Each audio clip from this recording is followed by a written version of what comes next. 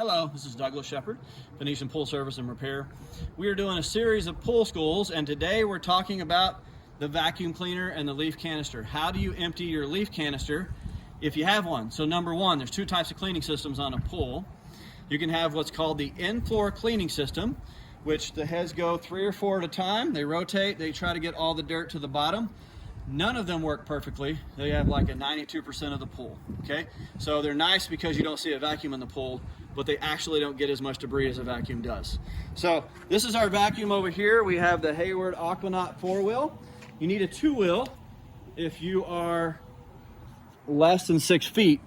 You need a 4-wheel if you're over 6 feet, okay? So this pool is 6'5", so we had to have a 4-wheel Aquanaut, okay? I'm not gonna talk a ton about the Aquanaut, but it runs around, cleans the pool, does a great job, but as it sucks up that water, it comes through this hose, and it goes under a plumbing pipe to the ground, and then it goes over to your pump.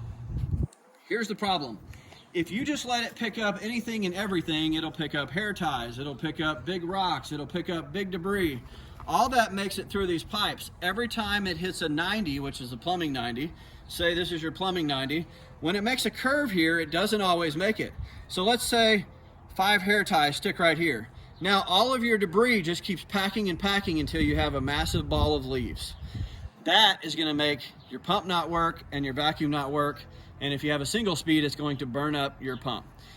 It also costs you at least $150 to blow it out with CO2 if you can't get it with a plumber's bag. You can buy a plumber's bag at Home Depot, hook it into something, that's another video, but you can get it out that way. What I want to teach you today, other than just some basics about where all this is going and why you would want a leaf canister, is how to empty it. So you just lean down. If your pool is running, try to keep the hoses under the water so that you don't fill the system with air.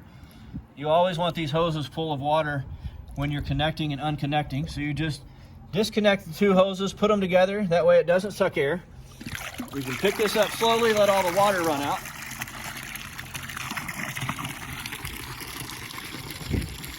Now on this is a large leaf canister. They have a large and a small, different brands. I like Hayward's. You just turn it till it unlocks. Then it has 2 little grooves that line up and it slides right off. Now this is harder to get off. This O-ring gets a little sticky and it gets harder and harder. So if you lube your O-ring once a month and put just more lube is better, right? Lots of lube on that, then you'll have less problems getting it off. I like to just kind of step on mine instead of bothering my hands and pulling really hard. At that point, you bring out this bag, and this is where everything gets caught, okay? You'll take that over, empty it in the trash can. It fits right back in here. You take this in here, if it's dry, lube it. We don't like dry O-rings, mess things up, suck air. Eventually it will burst in half and you'll lose prime in your pool. So put the locking groove on and turn it till it's tight. At this point, we want to put it back in the water. We've got it, we could clean a little better, but it's decently clean. We're gonna put it back in, okay? Now, you need to get all the air out of this before you hook up the hoses.